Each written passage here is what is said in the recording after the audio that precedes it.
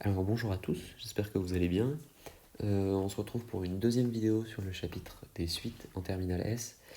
Et dans cette vidéo, je vais essayer de détailler des exemples un peu plus précis des différentes notions que j'ai pu évoquer dans la précédente vidéo.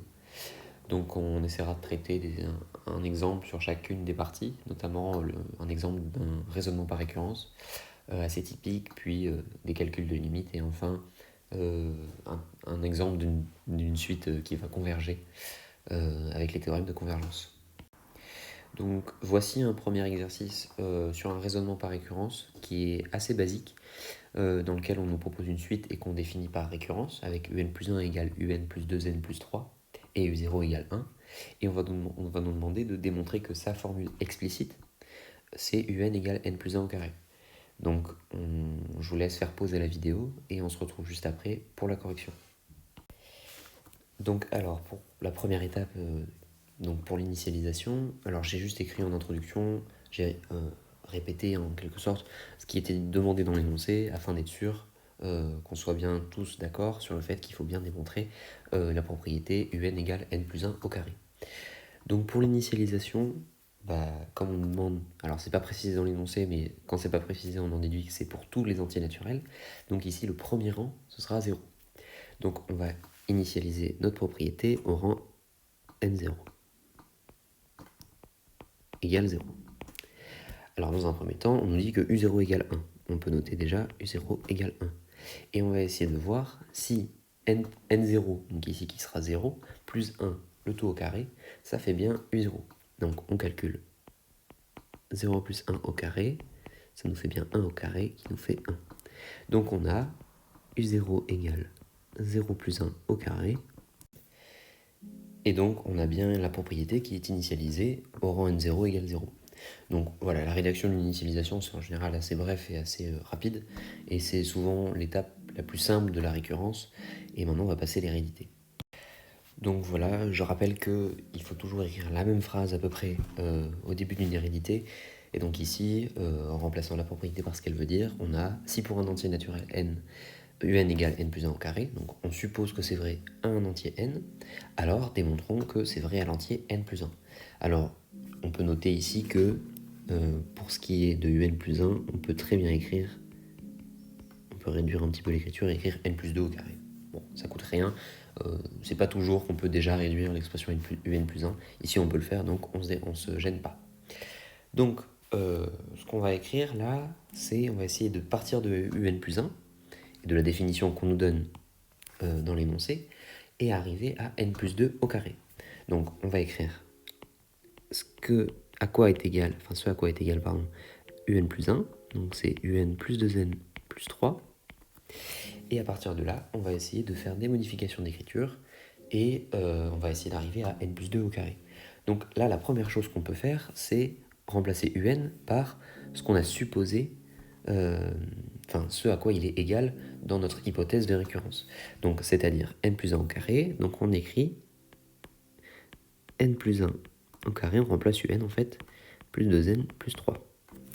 Donc à partir de ici, on développe notre identité remarquable, ça fait donc n carré plus 2n plus 1, plus 2n, on n'oublie pas le reste, plus 3. Et donc, une fois qu'on est là, on peut rassembler les 2n ensemble et les termes constants ensemble. Ce qui nous donne n carré plus 4n plus 4. Et là, il suffit d'avoir un petit peu d'expérience dans la factorisation, et on peut voir qu'en fait c'est une autre identité remarquable, c'est toujours la première, mais sous une autre forme. Et donc on a tout ça qui est égal en factorisant à n plus 2 au carré. C'est-à-dire exactement ce qu'on voulait démontrer. Donc on a réussi, en partant de l'expression de un plus 1 et de la supposition que un était égal à n plus 1 le tout au carré, on a réussi à démontrer que un plus 1 était égal à n plus 2 au carré, c'est-à-dire n plus 1 au carré. Donc en fait, on a prouvé que la propriété, elle était héréditaire. Et donc maintenant qu'on a réalisé l'hérédité après l'initialisation, on peut déduire, on peut conclure que d'après le principe de récurrence, la propriété un égale n plus 1 au carré est vraie pour tout entier naturel. Alors on pourra ajouter pour tout entier naturel n, c'est toujours mieux. Donc voilà, on a terminé avec ce premier exemple de démonstration par récurrence. Alors je dis premier parce que vous allez voir qu'on va en refaire dans la suite de la vidéo et aussi dans la prochaine vidéo où je corrigerai une annale de bac, puisque la démonstration par récurrence, à chaque fois qu'on va faire des suites, eh bien, on en aura forcément une ou plusieurs. Donc elle est vraiment très utile, et donc cet exemple était un exemple vraiment basique d'un raisonnement par récurrence, mais vous verrez qu'on va le réutiliser très bientôt. Donc on va passer maintenant à des calculs de limites, à quelques calculs de limites, où il faudra lever des indéterminations, puisque en général, quand il n'y a pas d'indétermination, vous n'avez pas trop de problèmes à utiliser les limites et à les calculer. Sauf quand vous en inventez, évidemment, mais ça, c'est pas très grave. Il faut juste connaître les vraies formes indéterminées pour se dire que tout ce qui n'est pas indéterminé, il n'y a pas de risque que ça le soit. Donc voilà, on est bien en présence de deux calculs de limites qui présentent des indéterminations. Donc dans la première, on voit qu'il y a n carré qui va tendre vers plus l'infini, moins 5n qui va tendre vers moins l'infini. Donc on va avoir une différence d'infini, ce qui ne marche pas, c'est une forme indéterminée. Dans la deuxième, on aura au numérateur quelque chose qui va tendre vers plus l'infini, avec les n carrés et les n, et au dénominateur aussi quelque chose qui va tendre vers plus l'infini. Donc on aura un quotient d'infini, et ça non plus, on ne sait pas en déterminer la limite directement. Donc il va falloir procéder à des levées d'indétermination, et c'est ce qu'on va faire tout de suite. Alors, bien évidemment, je vous laisse mettre pause si jamais vous avez envie de vous entraîner dessus, et on voit ensuite la correction. Alors pour commencer, j'aimerais rappeler que la première chose à faire quand on doit lever des indéterminations, donc c'est évidemment transformer l'écriture de ce dont on veut calculer la limite, mais évidemment, parfois c'est pas évident de transformer l'écriture. Et donc la première chose à faire et dont il faut se souvenir, et c'est ce qui marche à peu près tout le temps, pas vraiment tout le temps, mais vraiment souvent, c'est de factoriser par le terme de plus haut degré. Alors le terme de plus haut degré, c'est quoi? C'est le terme où l'exposant est le plus élevé. Donc ici, dans la première, par exemple, c'est n carré qui a le degré le plus élevé, parce qu'ensuite c'est des n et il n'y a pas de n après. Il n'y a pas de n cube, il n'y a pas de n puissance 4, etc. Donc c'est n carré, le terme de plus haut degré. Donc on factorise par n carré. Donc on a n carré moins 5n plus 1, qui est égal à n carré, facteur de 1 moins, et là on divise tout par n carré, tac, plus 1 sur n carré. Donc vous pouvez vérifier, il faut s'habituer à factoriser comme ça, c'est pas forcément très intuitif, mais il faut s'y habituer. Donc ici, si on développe, on a bien n carré fois 1 qui va faire n carré fois moins 5n sur n carré, bon les n carrés sont moins, il reste 5n, etc., etc. Alors on peut voir ici qu'on peut simplifier le deuxième terme, et on obtient donc n carré facteur de 1 moins 5 sur n, plus 1 sur n carré. Et à partir de maintenant, vous allez voir que la limite est beaucoup plus facile à calculer et qu'il n'y a plus d'indétermination. Donc ici j'ai tout écrit, on peut d'abord voir dans un premier temps que la limite quand n tend vers plus l'infini de n carré ici, c'est bien plus l'infini. Alors ça c'est assez évident, c'est une des limites de référence à connaître, mais elle est très intuitive. Et ensuite, j'ai fait ça un petit peu rapidement, mais la limite quand n tend vers plus l'infini de 1 moins 5 sur n plus 1 sur n carré, c'est 1, pourquoi? Parce que 5 sur n, quand n va grandir, ça va se rapprocher de 0, donc ça va tendre vers 0. 1 sur n carré, ça va faire la même chose, quand n va grandir, 1 sur n carré, et ça va se rapprocher de 0. Et donc on a 1 moins 0 plus 0, autrement dit ça fait 1. Et donc, quand on multiplie les deux, quand on multiplie plus l'infini et 1, et bien on tombe bien sur plus l'infini. Alors n'oubliez pas de réécrire les expressions qui vous sont demandées, enfin les limites qui vous sont demandées, pour bien rappeler ce que vous vouliez calculer. Donc maintenant on va passer à au deuxième calcul de limite, où ce sera une indétermination avec le quotient. Alors encore une fois, là, l'étape importante pour lever l'indétermination, ça va être de factoriser toujours par le terme de plus haut degré. Donc ici on a un quotient, donc on va faire ça au numérateur et au dénominateur. Et donc on va se retrouver ici avec n carré fois 3 plus n sur n carré, le tout sur n facteur de 1 plus 3 sur n. Donc voilà, on lève l'indétermination en factorisant au numérateur et au dénominateur par le terme de plus haut degré. Donc ici, comme on a des produits, ici et là, on a n carré, on peut séparer les quotients, n carré sur n, fois, et là on va arranger un petit peu, on a 3 plus n sur n carré, c'est-à-dire 1 sur n, sur 1 plus 3 sur n. Alors ça se ressemble un peu, c'est une coïncidence. Enfin, on peut également simplifier le premier facteur, en n, et donc ça nous donne n fois 3 plus 1 sur n, le tout sur 1 plus 3 sur n. Et voilà, maintenant, on va pouvoir calculer beaucoup plus facilement et sans indétermination la limite de cette expression, puisqu'on va avoir d'une part n qui va tendre vers plus l'infini, et d'autre part le quotient, le numérateur et le dénominateur qui vont tendre vers des valeurs finies, et donc on pourra multiplier l'un avec l'autre. Et donc ainsi, on a écrit que la limite, quand n tend vers plus l'infini de n, bon, de toute évidence, c'est plus l'infini. La limite du numérateur de notre quotient, comme 1 sur n va tendre vers 0, et ben ça va faire 3 plus 0, c'est-à-dire 3. Pour le dénominateur, ben ça va être la même chose, sauf que ça va faire 3 sur n qui va tendre vers 0, et 1 plus 0, ça fait bien 1. Et donc la limite du quotient total, ça va être 3 sur 1, c'est-à-dire 3.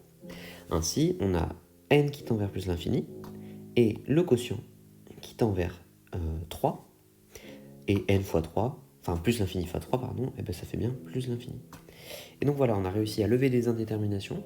Donc on avait au départ des limites qui n'étaient pas déterminables en théorie, puisque on avait des divisions d'infini ou des soustractions d'infini ici. Et donc on a réussi à factoriser par le terme de plus haut degré pour lever les indéterminations et pouvoir calculer les limites. Donc on se retrouve maintenant pour un dernier exercice pour illustrer les théorèmes de convergence et montrer qu'une suite est convergente à partir du fait qu'elle est monotone et bornée.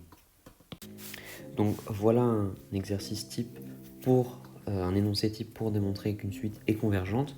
Alors j'ai rappelé en rouge ici que une suite était convergente si elle était croissante et majorée ou si elle était décroissante et minorée.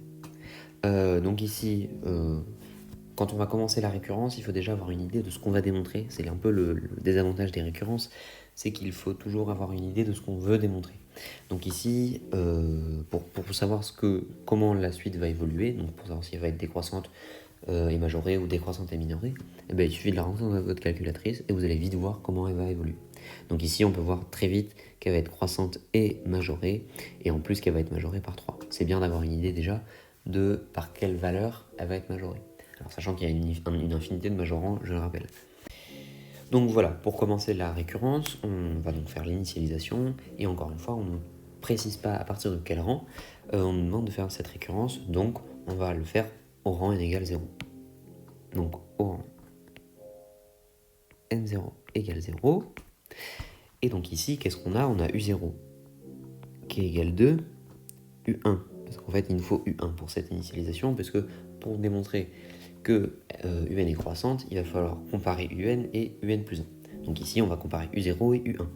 Donc u1, c'est 1 tiers fois 2 plus 2, c'est-à-dire 1 tiers fois 2, ça fait 2 tiers, plus 2, ça fait 8 tiers. Alors, on a bien 2 qui est inférieur à 8 tiers, et 8 tiers qui est inférieur, alors on va mettre des égales toujours, inférieur à 3. Donc notre suite, elle est croissante au rang 0, en tout cas, au rang 0 et 1, et elle est majorée par 3. Donc la propriété est initialisée. Donc voilà pour l'initialisation. Maintenant pour l'hérédité. Donc on écrit toujours la même phrase. Si pour un entier n, la propriété est vraie, c'est-à-dire un inférieur ou égal à un plus 1, qui veut dire qu'elle est croissante, inférieur ou égal à 3, qui veut dire qu'elle est majorée par 3, alors démontrons que c'est vrai au rang n plus 1, c'est-à-dire un plus 1, inférieur ou égal à un plus 2, inférieur ou égal à 3. Donc pour ce genre de démonstration par récurrence, pour l'hérédité, on va commencer par écrire l'hypothèse, ce qu'on appelle l'hypothèse de récurrence, c'est-à-dire ce qu'on a supposé vrai, à savoir un inférieur ou égal à un plus 1, inférieur ou égal à 3. Et à partir de cette expression, on va essayer d'aboutir à l'expression de droite.